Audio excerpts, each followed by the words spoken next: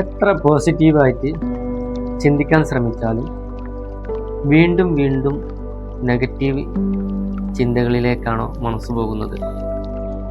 ഇത് നിങ്ങളുടെ ബലഹീനതയല്ല, നിങ്ങളുടെ മനസ്സും ശരീരവും നൽകുന്ന ഒരു സന്ദേശമായിരിക്കാം.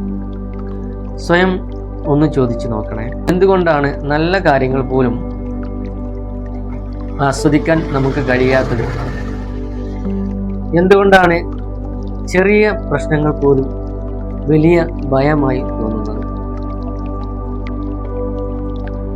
എന്തുകൊണ്ടാണ് പഴയ സംഭവങ്ങൾ ഇന്നും മനസ്സിനെ വിട്ടുപോകാത്തത്? ഇത് വെറും നെഗറ്റീവ് ചിന്തയാണോ? അതോ നിങ്ങളുടെ ഉള്ളിൽ പരിഹരിക്കപ്പെടാത്ത എന്തെങ്കിലുമുണ്ടോ? പലപ്പോഴും നെഗറ്റീവ് ചിന്തകൾ യഥാർത്ഥ പ്രശ്നമല്ല, അതൊരു സൂചനയാണ്. ദീർഘകാല മാനസിക സമ്മർദ്ദം, പരിഹരിക്കപ്പെടാത്ത വികാരങ്ങൾ, പഴയ അനുഭവങ്ങളുടെ സ്വാധീനം, തുടർച്ചയായ ഭയം, ശരീരവും മനസ്സും തമ്മിലുള്ള അസന്തുലിതാവസ്ഥ, ഇതെല്ലാം മനസ്സിനെ എപ്പോഴും അപകടം പ്രതീക്ഷിക്കുന്ന അവസ്ഥയിലാക്കാം.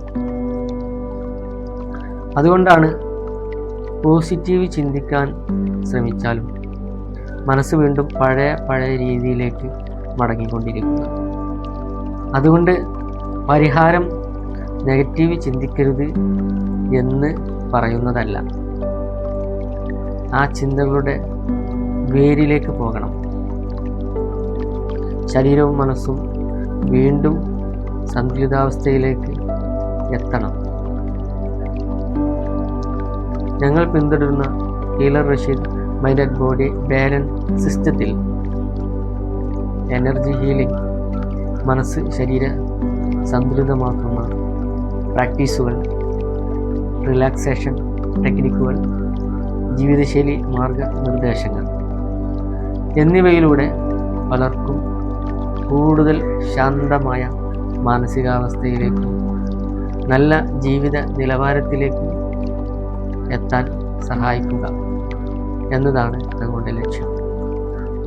നിങ്ങൾക്കും ഇത്തരത്തിൽ നെഗറ്റീവ് ചിന്തകൾ ആവർത്തിച്ച് വരാറുണ്ടെങ്കിൽ അതിനെ അവഗണിക്കരുത്. ബാലൻസ് എന്ന് കമൻറ്റ് ചെയ്യാമോ? അല്ലെങ്കിൽ ഒരു മെസ്സേജ് അയക്കൂ. നിങ്ങളുടെ സാഹചര്യത്തിന് അനുയോജ്യമായ അടുത്ത ഘട്ടങ്ങളെക്കുറിച്ച് സംസാരിക്കാം. കൂടുതൽ മൈൻഡ് ആൻഡ് ബോഡി ബാലൻസ് വീഡിയോകൾക്കായി, ആരോഗ്യ അറിവുകൾക്കായി ഈ പേജ് ഒന്ന് ഫോളോ ചെയ്യണേ. Thank you for watching.